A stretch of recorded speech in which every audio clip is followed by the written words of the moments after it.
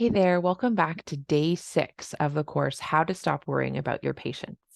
If you haven't done so already, please go to joanchanmd.com/course to subscribe and get the full experience, in which I'm going to give you the written version of this material directly to your inbox every day for 7 days.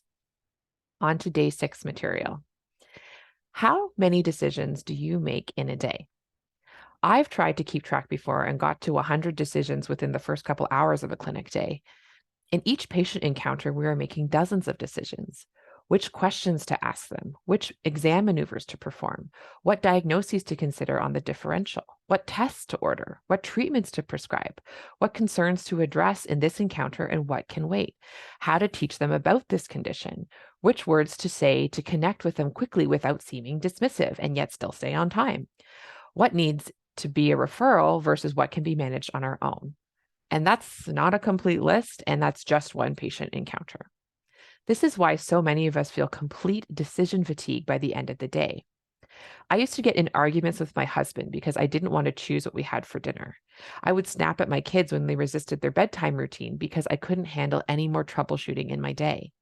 I would scroll on social media mindlessly instead of using any more brain power to decide what I actually wanted to do with my precious hour of free time. This is why learning to stop worrying and make decisions from a place of self-trust is such a critical skill to learn. The hidden curriculum in medicine has undermined our ability to practice self-trust, remember. By intentionally making confident clinical choices, we can reclaim our brain from worry and learn to trust ourselves again.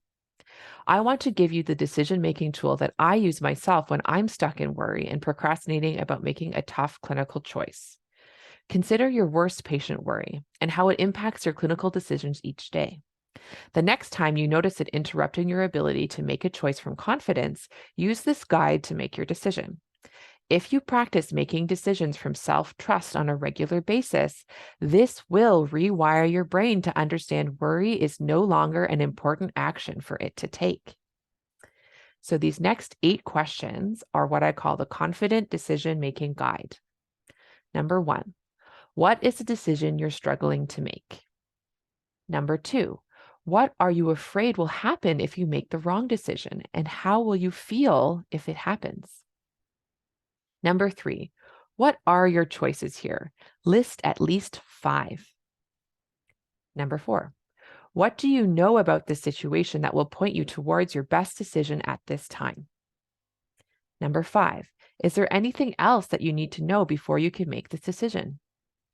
Number 6, if you knew for a fact there wasn't one right decision and you would have your own back no matter what would you decide? Number 7, what does your inner confident self want to do? Number 8, what is your decision?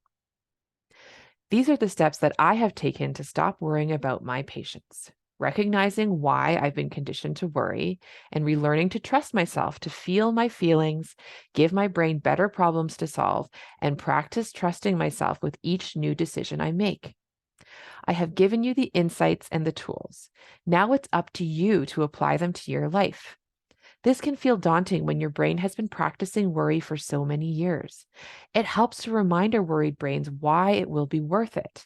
That is why our final email tomorrow will focus on imagining what's possible in your life if you learn to stop worrying too. Sending love to your worried brain, Joan.